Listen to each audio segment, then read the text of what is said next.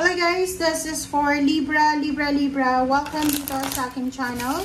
Kapalaran 888 Libra, alamin natin kung ano ang remaining message or ano pa ba ang natitirang mensahe para sa last 4 months of 2025 para sa lahat ng Libra. I hope na makuha nyo yung energy. Okay, commitment, number 3. Alright. Libra. Babae ka man ng lalaki. Oops. And back and forth. Alright. So, kung makikita mo dito, para to sa mga lalaking Libra. Lalaking Libra na pwedeng single ka. Single na Libra or marami kang beses na nagkaroon ng relationship. Yung halimbawa, playboy ka ba? Or marami kang nagugustuhan at the same time. Sinasabi ng bara sa'yo dito na yung relationship mo siguro is back and forth. Parang naghiwalay, babalik ulit, or haghahanap ulit ng iba, ganyan, ganito. So parang, iba't iba. Back and forth yung energy mo eh. Yung parang anong tawag dyan? Like, may mga relationship na hindi makamove on, babalik ulit, tapos maghihiwalay, babalik ulit, maghihiwalay, ganyan, ganito. For the next 4 months, September until December, September, October, November, December of 2025, sinasabi ng bara sa'yo dito na medyo mag-aalala ka. Parang marirealize mo, lalo na kung medyo nagkakaedad ka na. Kung halimbawa, nasa 40 plus ka na, tapos wala ka pang asawa, lalaki ka, so naisip mo na baka tumanda kang mag-isa. So, dito sa barahang to, sinasabi na posibleng magkakaroon ka ng idea na maghanap ng relationship na talagang aabot kayo sa kasal. Hindi yung pabalik-balik, babago-bago, parang ganun, diba? So, sa 3 months na to, naghahanap ka or nag-iisip ka ng emotional stability talaga. Yung parang halimbawa, kung maghahanap ka ng karelasyon, or maghahanap ka ng trabaho. Maybe this is job or maybe this is relationship. Maghahanap ka ng trabaho or maghahanap ka ng relationship. And sisiguraduhin mo talaga na magtatagal na you will be committed talaga dyan. Kasi parang yun, pabalik-balik ka lang. Kung trabaho naman yan, mga 3 months lang or 5 months, nagre-resign ka na, hanap ulit, ganyan-ganito. So ikaw ganun din sa emotion siguro, hindi ka nag-stay sa isang relasyon, next, hanggang ganun. Okay, so tingnan natin. Tingnan natin, Libra. Okay. So this is the second deck.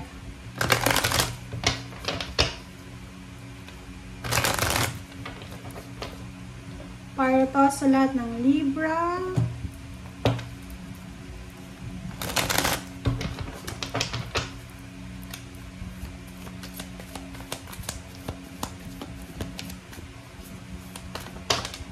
Oops.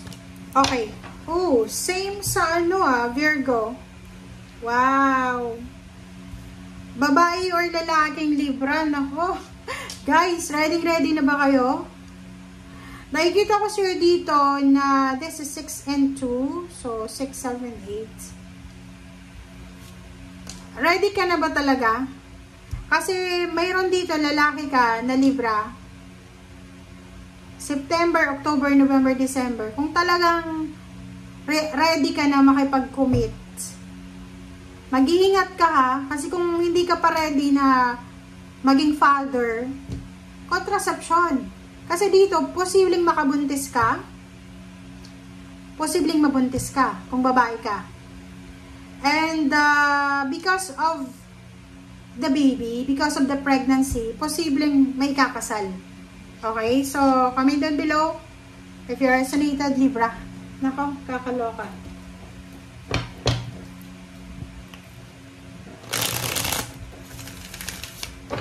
Sobrang fertile ng mga babaeng Libra from September to December. Mag-iingat yung ayaw mabuntis dyan. May asawa ka man or wala.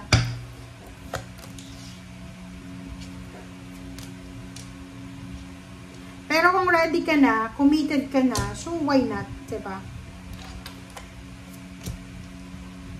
And sa ilalim mo dito is Nine of Swords and King of Pentacles. Alright, so may mga Libra, kunin natin to.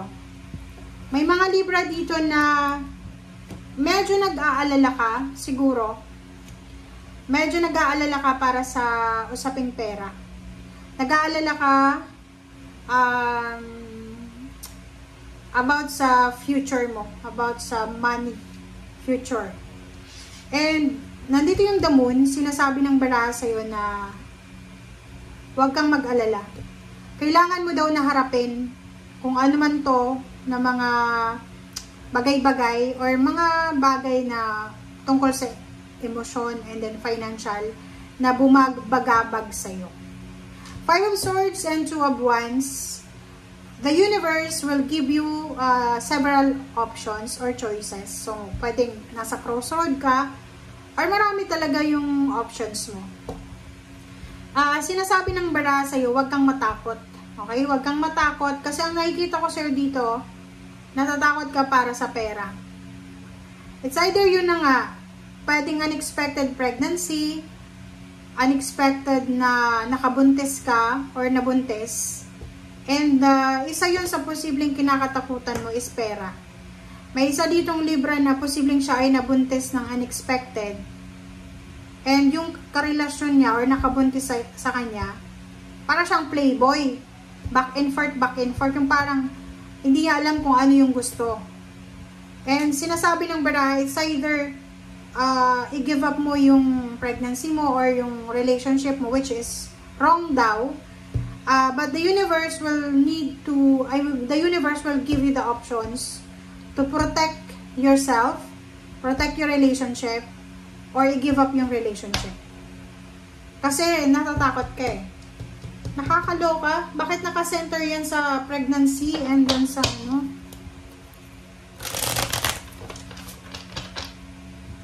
Or posibleng ano ka, Libra na nanay, Librang father and mother.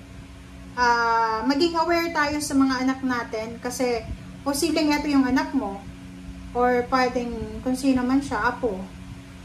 Namumroblema siya because pregnant siya or nakabuntis siya. Namumroblema siya sa pera eh. Kasi takot siya eh. Hindi pa siya ready eh. It's either bata pa siya or hindi pa siya ready makipag-commit. Parang ganun. So, maging aware tayo sa mga parents dyan na baka yung mga anak nyo, apo, ay namumroblema na. Talagang pera. Pera guys yung mga problema nyo.